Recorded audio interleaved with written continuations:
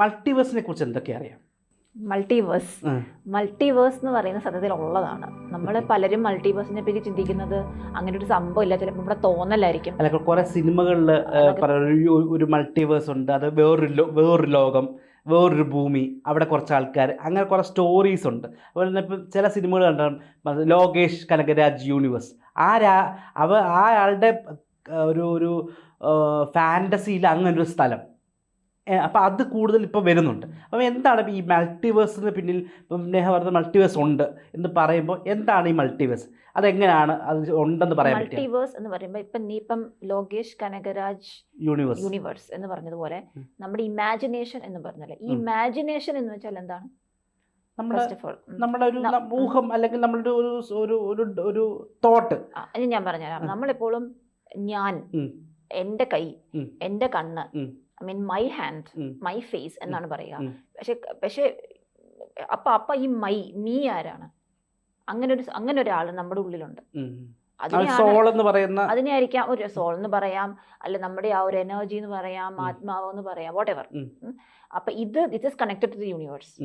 So അപ്പം അവിടെ നിന്നല്ലേ ഈ ഇമാജിനേഷൻസും തോട്ട്സും വരുന്നത്. ഞാൻ പറയുന്ന ഒരുപക്ഷെ നിങ്ങൾക്ക് മണ്ടത്തരം തോന്നിയിട്ട് മെഡിറ്റേഷൻ ചെയ്താൽ, ലെന പറഞ്ഞപ്പോഴും ഒരു സാധനം ഉണ്ടായിരുന്നു. ലെന പറഞ്ഞ ഇതുപോലെ സിമിലർ ആയിട്ട് പറഞ്ഞ പലർക്കും അത് മനസ്സിലായില്ല. ലെന പറഞ്ഞത് ഈ മൾട്ടിവേഴ്സിനെ പറ്റിയാണ്. അപ്പം ഈ പറഞ്ഞ പോലെ ഭൂമി ഉണ്ടായത് ഒരു ബിഗ് ബാങ്ങിൽ കൂടെയാണെന്ന് തിയറികൾ പറയുന്നു. എന്ന് പറയുമ്പോൾ ഇതുപോലെ ആ ബിഗ് ബാങ്ങിൽ ഉണ്ടായത് ഭൂമി മാത്രമല്ല. സത്യം പറഞ്ഞാൽ അതിനെക്കുറിച്ച് സയൻസ് ഇങ്ങനെ എന്തോ തെളിവുണ്ട് എന്ന് പറയപ്പെടുന്നതാണല്ലോ. കൃത്യം തെളിവിനെ നമ്മൾ വായിച്ചു പോയതല്ലാതെ കൃത്യം ഇവിടെ വന്നിരുന്ന് പറയാനുള്ളത് എനിക്കറിയില്ല. പക്ഷെ എൻ്റെ ഒരു കാഴ്ചപ്പാടിൽ ഈ ഭൂമിയിലുള്ള ലോകത്തിലുള്ള എല്ലാത്തിനെയും ഉണ്ടാക്കിയിരിക്കുന്നത് ആറ്റംസ്, മോളിക്യൂൾസ് എന്ന സംഭവങ്ങളാണ്. അപ്പോൾ ഒരു ആറ്റത്തിന്റെ ഏറ്റവും ഇതായിട്ടുള്ള ഘടകങ്ങൾ എന്തൊക്കെയാണ്? ഇലക്ട്രോൺസ് ഉണ്ട്, പ്രോട്ടോൺസ് ഉണ്ട്, ന്യൂട്രോൺസ് ഉണ്ട്. അതിൽ പ്രോട്ടോണിനും ന്യൂട്രോണിനും പിന്നെ എന്തോ ഉണ്ടെന്ന് തോന്നുന്നു, പക്ഷെ ഇലക്ട്രോൺ ലാസ്റ്റ് ആണ്. അപ്പൊ ഇലക്ട്രോൺ എന്ന് പറയുന്ന സംഭവം ഈ 3 ഇതും കൊണ്ടാണ് ഈ ലോകത്തിലുള്ള എല്ലാത്തിനെയും ഉണ്ടാക്കിയിട്ടുള്ളത്. നമ്മുടെ ബോഡി, ഇവിടെ ഇരിക്കുന്ന എല്ലാ എക്യുപ്മെന്റ്സ്, ഈ ലോകത്തിലെല്ലാം സൃഷ്ടിച്ചിരിക്കുന്നത് ഇതും കൊണ്ടാണ്. അപ്പം അതായത് ഈ പ്രപഞ്ചം മുഴുവൻ, നമ്മുടെ ഭൂമിയല്ല, ഭൂമി കഴിഞ്ഞുള്ള അതർ പ്ലാനറ്റ്, സ്പേസ്, ഇവിടെ എല്ലാം ഇതും കൊണ്ട് തന്നെയാണ് ഉണ്ടാക്കിയിട്ടുള്ളത്. അപ്പം ഇപ്പം നിങ്ങൾ ചിന്തിക്കും, എന്നാ പിന്നെ അതും കൊണ്ട് അത് പല രീതിയിൽ മിക്സപ്പ് ഇതാവാമല്ലോ. ആ 3 ഘടകങ്ങൾ ചെന്ന മറ്റെന്തെങ്കിലുമൊക്കെ ആയിക്കൂടെ? പക്ഷേ അത് സയൻസ് പറയുന്നു, ചിന്തിക്കാം. പക്ഷെ കണക്ക് പ്രകാരം നമ്മൾ ചിന്തിച്ചു നോക്കിക്കഴിഞ്ഞാൽ, കണക്കിന്റെ ആ ഒരു ഇത് പ്രകാരം എല്ലാം റിപ്പീറ്റ് അടിക്കണം എന്നുള്ളൊരിതുണ്ട്. അപ്പൊ ഡെഫിനറ്റ്ലി റിപ്പീറ്റ് അടിക്കുകയും ചെയ്യും. കാരണം നമ്മുടെ യൂണിവേഴ്സ് എന്ന് പറയുന്നത് ഒരു ഇൻഫിനിറ്റി ആണെന്നാണ് കണക്ക് പറയുന്നത്. യൂണിവേഴ്സ് ഫ്ലാറ്റ്, യൂണിവേഴ്സ് മീൻസ് നമ്മൾ ഒരു ഗാലക്സി മാത്രമല്ല, മിൽക്കി വേ ഗാലക്സി അല്ല, ഒരുപാട് ഗാലക്സികൾ ചേർന്ന ക്ലസ്റ്റേഴ്സ് ഒരുപാടുണ്ട്. അപ്പം ഇതെല്ലാം ശരിക്കും ഇത് ഫ്ലാറ്റ് ആണോ എന്നൊക്കെ കുറെ പഠനങ്ങൾ കണക്ക് നടത്തിയിട്ടുണ്ട്. അപ്പൊ അതിന്റെ ഇതായിട്ട് ഇൻഫിനിറ്റി ആണ് യൂണിവേഴ്സ്. ഈ ഭൂമി പോലെ വേറൊരു ഭൂമി ഇരിക്കുന്ന ഒരു ഗാലക്സി പോലെ കുറെ ഗാലക്സികളുണ്ട്. അപ്പം ഇത് നമ്മളിപ്പോൾ ഏറ്റവും കൂടുതൽ സംസാരിക്കുന്നത്, അല്ലെങ്കിൽ സയൻസിൽ ഏറ്റവും കൂടുതൽ ആൾക്കാർ സംസാരിക്കുന്നത് മാർസിൽ ആൾക്കാർക്ക് താമസിക്കാൻ പറ്റുമോ, അവിടുത്തെ എക്സ്കവേഷൻസും അവിടുത്തെ പരീക്ഷണങ്ങളാണ് ഇപ്പം നടന്നുകൊണ്ടിരിക്കുന്നത്. ഇപ്പം ഇതുപോലൊരു ഈ മാർസും പ്ലൂട്ടോയും നെപ്റ്റ്യൂണും എർത്തും ഒക്കെ ഉള്ളതുപോലെ തന്നെ വേറൊരു ഗാലക്സി. അപ്പോൾ ആ ഗാലക്സിയെക്കുറിച്ചുള്ള സംഭവങ്ങൾ എന്തെങ്കിലും കേട്ടിട്ടുണ്ടോ? അങ്ങനത്തെ ഒരു പ്ലാനറ്റ്സ് ഉള്ളതായിട്ടോ അങ്ങനത്തെ സംഭവങ്ങൾ എന്തെങ്കിലും ഐഡിയ വന്നിട്ടുണ്ടോ? കാരണം ഇപ്പോഴത്തെ ഒരു ലേറ്റസ്റ്റ് കണ്ടുപിടുത്തം അനുസരിച്ച് ഈ ബാങ് തിയറിയിലാണല്ലോ ഉണ്ടാകുന്നത്, ഒരു ക്രിയേഷൻ ഉണ്ടാകുന്നത്. അപ്പം നേരത്തെ ഒരു സംഭവം ഉണ്ടെന്ന് പറഞ്ഞാൽ, ഈ ബാങ് തിയറി പറയുന്നതനുസരിച്ച് ഒരു എക്സ്പ്ലോഷനിലാണ്, ഒരു ബിഗ് ബാങ്ങിലാണ് ഉണ്ടായതെങ്കിൽ ഇത് റിപ്പീറ്റ് ചെയ്യണമെങ്കിൽ ഇത് കൺക്ലൂഡ് ആവണം, ഇത് കൊളാപ്സ് ആവണം, ഇത് തീരണം. അപ്പം ഭൂമി അവസാനിക്കാൻ പോകുന്നു എന്ന് പറഞ്ഞ കുറേ പഠനങ്ങളുണ്ടായിരുന്നു. അപ്പം ലേറ്റസ്റ്റ് ആയിട്ട് വന്നൊരു സംഭവം എന്ന് പറഞ്ഞാൽ, ഇനി ഒരു 200 വർഷങ്ങളിലേക്ക് കൂടി ഭൂമിക്ക് സസ്റ്റെയിൻ ചെയ്യാൻ പറ്റുമെന്നൊരു കണ്ടെത്തൽ ഈയിടെ വന്നിട്ടുണ്ട്. അപ്പോൾ ഈ പറഞ്ഞ പോലെ വേറൊരു ഗാലക്സി, അങ്ങനെ ഒരു സംഭവത്തെക്കുറിച്ച് കേട്ടിട്ടുണ്ടോ? ഒരുപാട് ഗാലക്സികൾ ഉണ്ടെന്ന് ഓൾറെഡി നമ്മുടെ സയൻസ് കണ്ടുപിടിച്ചിട്ടുണ്ട്. ഒബ്സർവബിൾ യൂണിവേഴ്സ് എന്ന് പറയുന്ന ഒരു ഇത്രയും ലൈറ്റ് ഇയേഴ്സ് ഓൾറെഡി നമ്മൾ കണ്ടുപിടിച്ച് കഴിഞ്ഞിട്ടുണ്ട്. പക്ഷെ അതിൻ്റെ അപ്പുറത്തേക്ക് എന്താണെന്ന് നമുക്ക് ഒബ്സർവ് ചെയ്ത് എത്തപ്പെടാൻ പറ്റിയിട്ടില്ല. അത് ആ ഒബ്സർവബിൾ യൂണിവേഴ്സിൽ നമ്മുടെ ഗാലക്സി മാത്രമല്ല, അതല്ലാത്ത ഗാലക്സികളും ആ ഒബ്സർവബിൾ യൂണിവേഴ്സിനകത്തുണ്ട്. അത്രയും നമുക്ക് ഒബ്സർവ് ചെയ്യാൻ പറ്റുന്ന പോലത്തെ സ്പേസിലുണ്ട്. പക്ഷെ അതിനേക്കാളും ഉണ്ട്. ഓക്കെ. പക്ഷെ എന്തുകൊണ്ടാണ് ഇപ്പൊ നമ്മളിപ്പോ ഞാൻ ഈ സയൻസ് എന്ന് പറയുമ്പോൾ എല്ലാത്തിനും ഒരു അടിസ്ഥാനമുണ്ട്, ഒരു കാര്യമുണ്ട്, സയന്റിഫിക് എവിഡൻസ് കൂടുതൽ ഫിസിക്സ് ആയിട്ട് കണക്കിൽ പ്രൂവ് ചെയ്യുന്നു. അങ്ങനെയല്ല, സയൻസ് ഇപ്പം ഒരു എവിഡൻസ് വെച്ചിട്ട് വിശ്വസിക്കുന്നതാണ്. പക്ഷേ സയന്റിഫിക്കലി പ്രൂവ്ഡ് എന്ന് നമ്മൾ പറയില്ല, അതാണ് സയൻസ്. പക്ഷെ അതിലേക്ക് എത്തിപ്പെടാൻ നമ്മളെ ഹെൽപ്പ് ചെയ്യുന്നത് ഈ പറയുന്ന കണക്കാണ്. ഇപ്പൊ പലപ്പോഴും ഈ നമ്മുടെ ശാസ്ത്രജ്ഞന്മാര് ഇന്ന പ്ലാനറ്റ് ഉണ്ടോ, അവിടെ പ്ലാനറ്റ് ഉണ്ടോ, ഇവിടെ നെപ്റ്റ്യൂൺ ഉണ്ടോ, ഇങ്ങനെ പ്ലാനറ്റ് ഒക്കെ അന്വേഷിച്ച് കണ്ടുപിടിച്ചത് എങ്ങനെയാ? ഈ നമ്മൾ ഒരു പ്ലാനറ്റ് ഇങ്ങനെ നിലനിൽക്കുന്നത് തൊട്ടിപ്പുറത്തുള്ള പ്ലാനറ്റിന്റെ ഗ്രാവിറ്റി കൊണ്ട്, ഇതിന്റെ ആ ഒരു അതിനിപ്പോ എന്താ പറയുക, ഗ്രാവിറ്റി എന്നാണ് കറക്റ്റ് വാക്കറിയില്ല, ആ ഒരു പ്രഷർ കൂടെ കൊണ്ടായിരിക്കുമല്ലോ.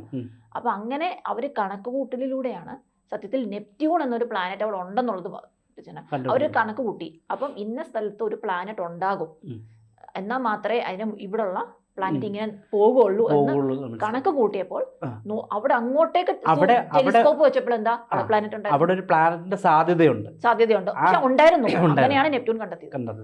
അപ്പൊ അതുകൊണ്ട് നമുക്ക് കണക്ക് കൂട്ടലാണ് എപ്പോഴും എന്താണ് ഇതിലേക്ക് നയിക്കുന്നത്. മറ്റേ ചാക്കോ മാഷ് പറഞ്ഞതുപോലെ കണക്കാണ് ലോകത്തിന്റെ സത്യമാണ്. ഇപ്പം ഈ പറഞ്ഞ പോലെ ഇപ്പം നേഹ പറഞ്ഞതനുസരിച്ച് ഇപ്പം ഈ ഒരു കണക്കുകൂട്ടലുകളാണ് ഈ പറയുന്ന പ്ലാനറ്റ്സ് എല്ലാം കണ്ടുപിടിക്കുന്നത്. അവിടെ ഒരു ഇതിൻ്റെ നിലനിൽപ്പിന് ഈ പ്ലാനറ്റ് ഉണ്ടായേ പറ്റൂ.